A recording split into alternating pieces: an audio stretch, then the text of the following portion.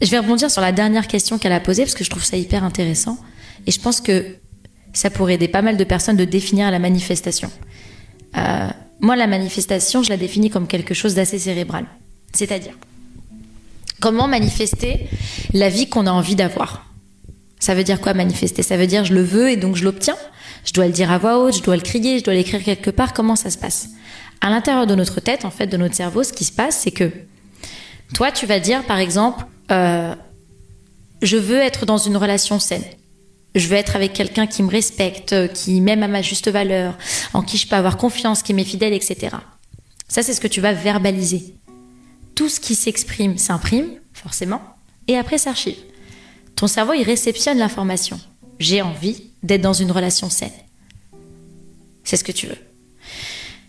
Et ensuite, il vient calculer la probabilité pour que ça arrive en mettant ce que tu veux devant qui tu es. Donc j'arrive avec « j'ai envie d'être dans une relation saine ». Voilà ce que je veux. Ton cerveau va dire « ok, on réceptionne l'info. Du coup, c'est qui cette personne ?» Ah ben, est-ce que c'est quelqu'un qui peut recevoir une relation saine ? Est-ce qu'elle l'a en elle ? On calcule la probabilité. Si la probabilité est élevée, ça veut dire que si celle que tu veux être ce que tu veux est proche de qui tu es, ça match. Probabilité élevée, ton cerveau crée des connexions avec des personnes qui vont te le donner. Ce sera facile.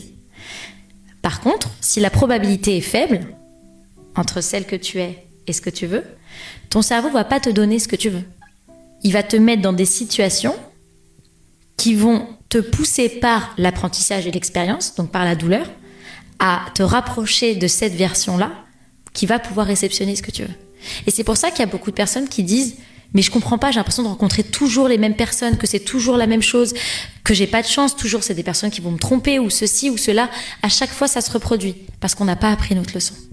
Et tant qu'on n'a pas appris notre leçon, ça se reproduit. Donc il faut comprendre, et c'est pour ça que je dis que le cerveau, c'est le meilleur ami toxique. Parce que il va te donner qui tu es. D'où l'importance de savoir qui on est. Donc comment manifester sa vie, entre guillemets ?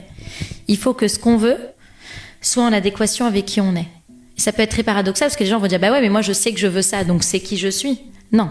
Par exemple, je veux entreprendre. Je veux créer une entreprise. Je veux être mon propre patron. Je veux créer des choses. Ok, ça c'est ce que je veux. Par contre, je suis quelqu'un qui se fait pas confiance, qui procrastine, qui a pas d'estime d'elle, qui a pas d'amour propre, qui écoute ce que les autres disent d'elle, qui ose pas s'écouter, qui a peur de plein de choses. Il y a un décalage entre ce que je veux et qui je suis.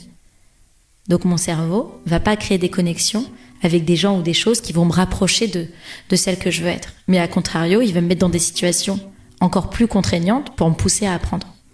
Et c'est généralement à ce moment-là que les gens abandonnent. Parce qu'ils disent « non mais c'est bon, c'est trop. Je voulais ça et c'est ça que j'ai et je comprends pas en fait. J'ai pas de chance, ça m'arrive pas à moi. » C'est juste parce qu'on comprend pas que le changement s'opère déjà à l'intérieur, avant de s'opérer à l'extérieur.